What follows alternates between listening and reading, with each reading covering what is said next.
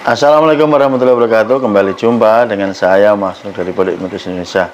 Pada video kemarin kita membahas tentang bagaimana menggunakan kekuatan mata untuk mempengaruhi atau menghipnotis. Dan pada kesempatan kali ini saya Mas Nur akan mengajarkan kepada Anda lagi, selain menggunakan kekuatan mata, kita juga bisa menggunakan kekuatan suara kita untuk mempengaruhi orang lain. Bagaimana caranya? Silakan Anda pantengin video ini ya dari awal sampai selesai.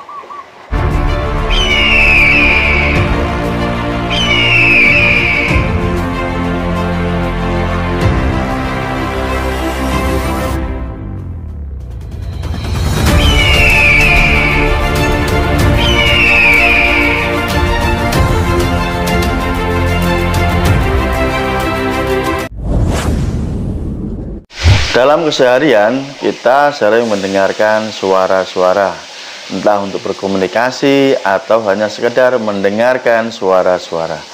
Nah, yang perlu Anda pahami bahwa jika Anda mampu menggunakan suara dengan sangat tepat, maka suara tersebut bisa mempengaruhi pikiran orang lain. Konon katanya obat telinga itu mahal.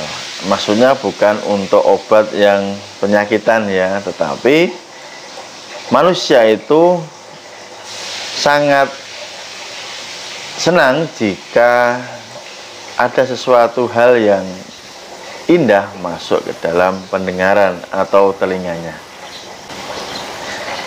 Bagaimana cara menggunakan suara agar mempengaruhi orang lain?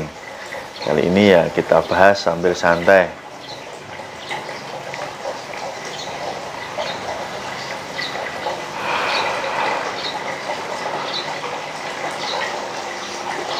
Ketika berbicara tentang suara, maka tidak lepas dengan yang namanya auditori atau pendengaran.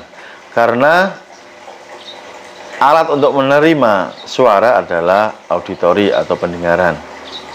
Maka, bila Anda bisa memainkan kekuatan suara Anda dan masuk ke auditori lawan bicara Anda, ini sangat luar biasa. Karena konon katanya suara yang paling indah didengar oleh manusia adalah ketika namanya disebut oleh orang lain. Itu contoh yang paling sederhananya. Dari kecil kita sudah terbiasa dipanggil nama ya, dari kecil sekali. Dari umur berapa bulan pun kita sering dipanggil nama. Maka kekuatan suara tersebutlah yang memanjakan telinga kita, merasa nyaman, atau sebaliknya tidak merasa nyaman. Contoh suara yang membuat telinga nyaman adalah suara-suara yang santai, suara yang dalam atau deep, dan suara dengan nada yang lembut. Itu juga membuat telinga orang akan nyaman sekali. Sebaliknya, suara-suara yang melengking, suara-suara yang memekakkan telinga akan membuat auditori pendengarnya sangat tidak nyaman. Dari dua hal ini kita bisa mengambil sebuah kesimpulan bahwa ternyata indera pendengaran manusia ini bisa diprogram sesuai dengan suara apa yang ingin kita kirimkan ke auditori orang tersebut. Di dalam ilmu hipnotis sendiri pun diajarkan bagaimana menggunakan kekuatan suara untuk mempengaruhi atau menghipnotis. Semisal kita dilatih menggunakan suara dengan nafas perut, bukan dengan nafas dada. Sebab kenapa? Karena dengan nafas perut, suara kita ini akan panjang. Yang kedua, kita tidak akan tersendat ketika berbicara. Kalau kita menggunakan nafas dada adalah nafas orang panik, orang lagi gugup. Maka nada suaranya pun terdengar tidak nyaman ketika kita menggunakan yang namanya nafas dada.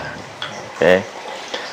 Lalu kita bisa mengolah vokal atau suara kita ini, yaitu memainkan ritmenya, alurnya. Kapan kita harus memberikan penekanan pada suara kita, kapan kita harus suara seperti biasa. Untuk hal-hal yang sangat penting, kita bisa menggunakan penekanan pada kekuatan suara kita untuk penegasan. Tetapi untuk hal yang biasa kita bisa menggunakan suara yang datar. Lalu kita juga bisa memainkan iramanya, yaitu nada tinggi atau sedang atau rendah. Kapan kita menggunakan suara yang tinggi, lantang? Biasanya digunakan untuk memacu semangat. Misalkan merdeka, itu kan kata-kata yang lantang, keras, yang berefek kepada semangat. Kapan kita menggunakan nada biasa? Itu adalah membuat pernyataan atau kita ngobrol biasa. Kapan kita menggunakan nada suara yang rendah? Nah, kita di situ juga ingin mempengaruhi orang. Karena orang akan menangkap bahwa ketika kita menggunakan nada suara rendah ini, kita berbicaranya serius. Maka dia akan menyimak, telinganya akan memperhatikan. Dan masih banyak lagi ya untuk melatih kekuatan suara. Karena sebenarnya suara ini juga mengeluarkan energi. Bahkan orang-orang yang sudah melatih khusus kekuatan suaranya seperti para penyanyi, ini pun luar biasa ya, dengan mendengarkan suaranya ketika dia bernyanyi, audiennya akan sangat terpengaruh sesuai dengan lirik yang dia nyanyikan. Ini menandakan bahwa dengan kekuatan suara ini bisa menghipnotis orang lain. Dalam kehidupan yang biasa, kita pun bisa menggunakan kekuatan suara kita untuk mempengaruhi audien kita. Orang-orang yang sudah tekun melatih kekuatan suara ini bahkan bisa mengkombinasikan antara suara atau tone yang dia keluarkan ini dengan kekuatan vibrasi atau getaran suara.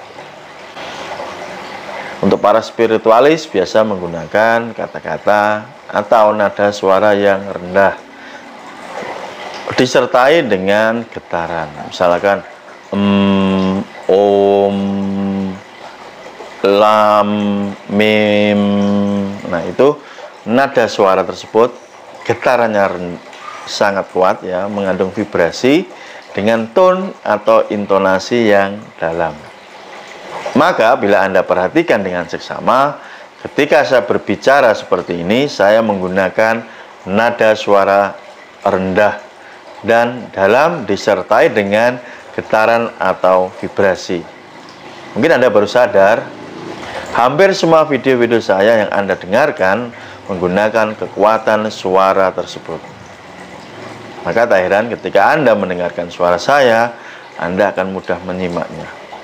Oke, semoga ini bermanfaat buat Anda. Sampai jumpa di video berikutnya. Salam dari saya Mas Nuk, salam hipnosa. Wassalamualaikum warahmatullahi wabarakatuh.